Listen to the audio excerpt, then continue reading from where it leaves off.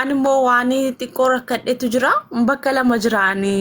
Warri keenyas bakka lama jira. Tokko musliima tokko kiristaana keessa jira. Dhugaa dubbachuun wanti kun yoo ka'u gizee hundumaan hin bu'a. Kophaa kee taa'ee bu'a. Maaliif jennaan wanti akkanaa kun yoo deemame obboleewwan kiyyaa lama inni wal ajjeesu nuti gizee hunda taa'ee bu'a jechuudha. Yookiin immoo gara musliimaa kanaa yoo danda'ame gara musliimaa kanaa walii galanii gara musliimaa kanaa deebi'u yookiin immoo garuma sanattuu deebi'uun inni sun immoo guddaadha jechuudha. Dhugama isiniin jedhaan rabbi warra hin rakkata namni bakka lama yoo ta'e bakka sadii yoo ta'e ni rakkata. Kan nama cinku maalidha? Kenna waan namni itti kenne nama masmarri harkaa bade nama karaa akka itti jireenyi isaa harkaa bade jireenya nama harkaa balleessa jechuudha. Gurbaan kun kanaan dura dubbiin dheeressu waan inni karaa intiniidhaan yuutuubiidhaan dubbataa ture.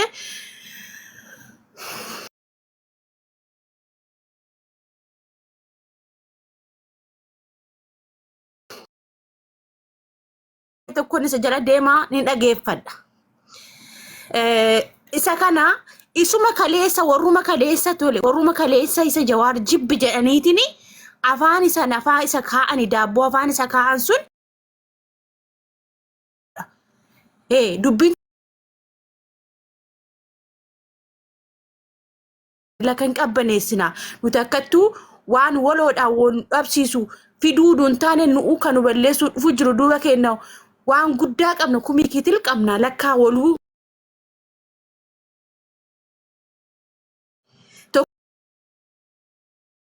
tokkos gabbaa wama tokko haqqisa tokkos gobbaa wama tokko haqqisa jechuudha obboleewwan kiyya. Ani kan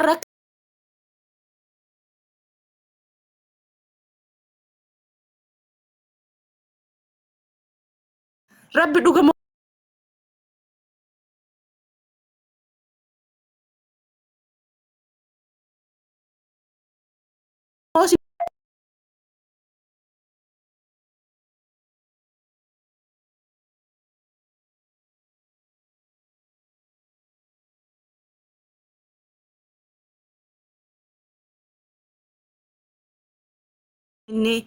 nuti tole jennee gabbaanee duuriyyeen marti amantii namaa irratti yoo afaan bantu nama dhukkubsa. Dhukkubsa su keessa natti dhagaamuu dhabeeti miti. Natti na dhagaamu. Na dhukkubsa dhukkubni keessa dhukkuba kiyya. Maaliif foon isinirraa ba'e waan ta'eef. Garuu umti kun huccucamee deemaa jira maaltu fallisaa maalidha jettanii yaaddume isin akka Oromootitti fallisaa maalidha jettanii yaaddume. Isa kana naa deebisaa dhugaa waaqaa. Galatoom yaada bareeda. Galatoom yaada bareeda. Yaada isii kana firoomsa xiqqishuu si cuunfee deebiseef timaan biraalii tapha kana cumarratti keessaa ba'a. Firoomsa carraa yoo deemne carraan abbo ana dura dhufee firoora kana malee. Namni illee hundinuuyyuu dubbachuu ni barbaada. Anuu dubbachuu fedha garuu kabaja keessanii jira. Ani isin jalaan turu godhi isin jalaa baanne hin baanne ba'uu barbaada. Injiinar qeerroo waaqoo kanaatu si dursa saniifuu. Bakka biyyee jiraatu naa kan ta'e carraa. Yoo inni si fayyame.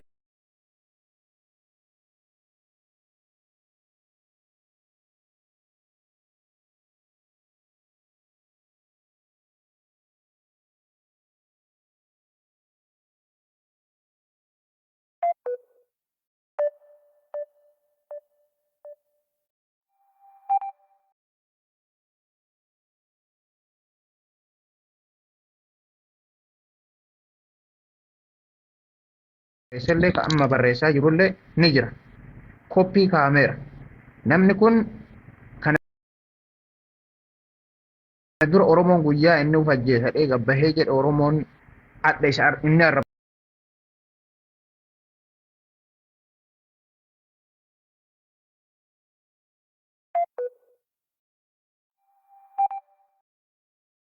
Tokkoffaa Oromoo biraa dhiisaa waan barbaadan haasa'u.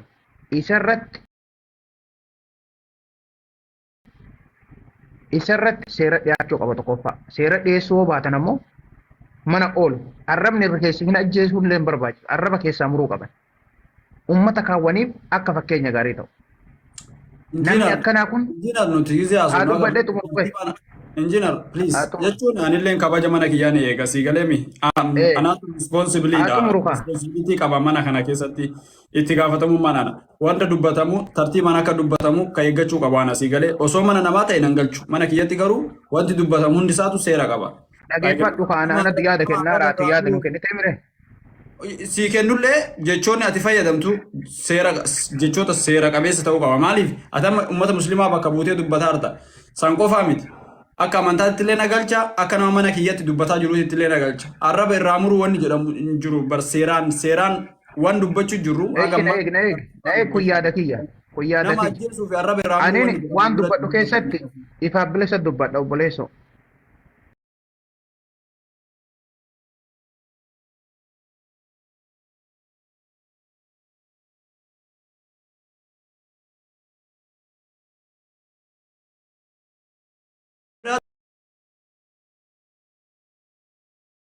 dubbachuun dandeetta garuu mana kiyyatti nama ajjeesuu fi morma irraa muruu fi arraba irraa muruu wanni jedhamu asitti hin dubbatamu mana kiyya kana keessatti.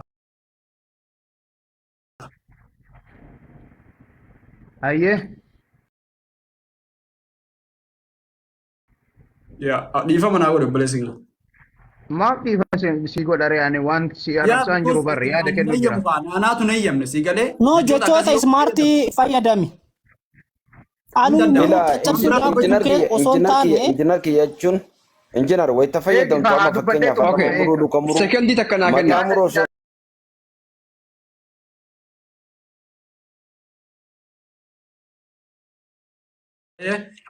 qeerroo itti fufe.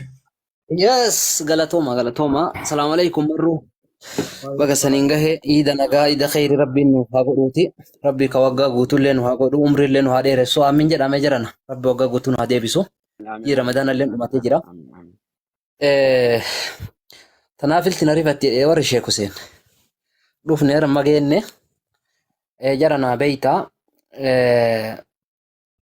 dubbii gurbaa kana callalaalennaa maalti duuba jiraa. Gurbaan kana maalti duuba jiraa yoo jedhanii ilaalan irra bareedana fakkaata. Madda waan kanaa yoo ilaalanii bareeda. Gurbaan kun dubbatamu callaa miti gurbaa kana akeeka maal qabaa ergaa maaliif keessaa qabaa osoo jennee ilaalle bareedana fakkaata. Amma isa callaa miti ani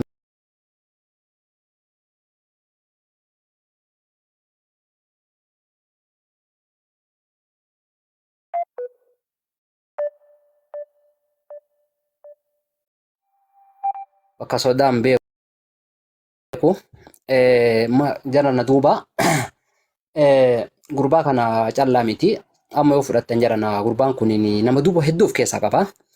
Ergama nama hedduutti itti fayyadama malee gurbaan kun nama inni erge jira. Maqaa sanii tuquu danda'a. Amma namni ajandaa kan oofu waa'ee yookaan saba keenya walitti buusuuf yookaan waa'ee amantii yookaan saba keenya addaan qooduuf addaan waan hin taane oofaa jiru tokko namicha Dr. Girmaa jedhamu biyyuma alaa tana jira bakka inni jiru hin beeku. Wanni inni sooshaal miidiyaa kanarratti haasa'u dhugaa rabbii waan namni Oromoo fi hin jedhu tokkoon fayyadamne jechuudha arguufaa dandeettanii.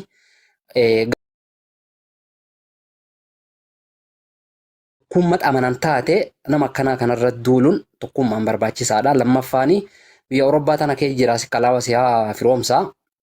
Namicha Oromoo tokko jedhu san namni tokkoffaa gurbaan kun dubbachuu danda'a jedhee gabbahee waan kanarraa dubbachuuf mirga guutuu qaba. Mirga isaa dubbatee ka jedhe tokko isa.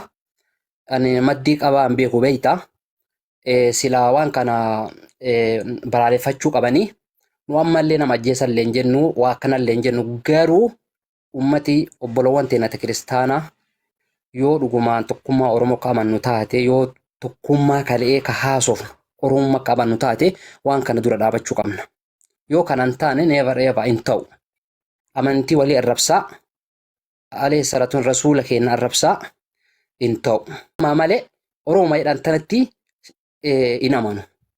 Yoo dhiigi ka jiraatu taate haqi yoo ka jiraatu taate waan akkanaa kan wal salphisu wal diqqeessu amantii walirra duulu kan haadhaamnu never ever.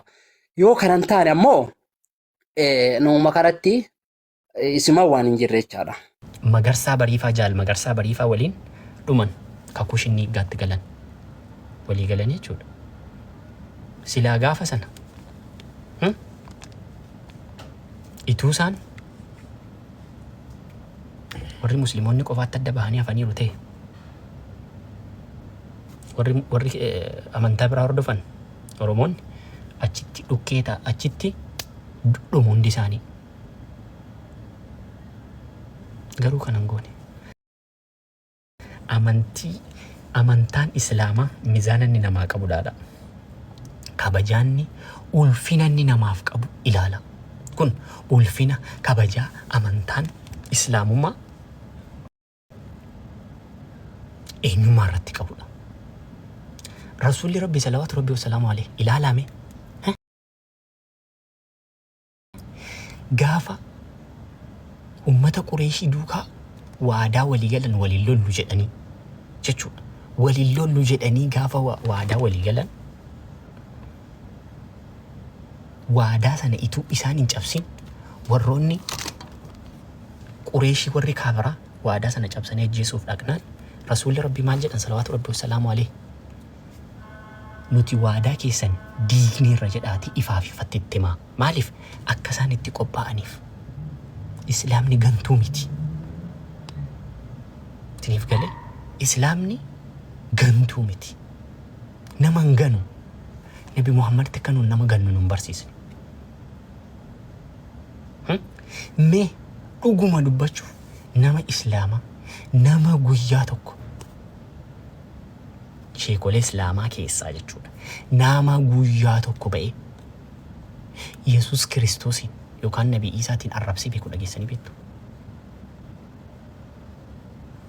Namoonni keessan garuu miidiyaa kanarratti hatta paastariin keessan amantaa Islaamaa xiqqeessu guddina paastaroonni jechuudha. Amma qeesonni illee jalqabaniiru. Uffata muslimootaa itti uffisanii dubartoota biyya Arabaa turte waa meeqa godhaan jiranii ofii keessan miidiyaaf saaxilaa jirtanii ofii keessan waa meeqa godhaa jirtu.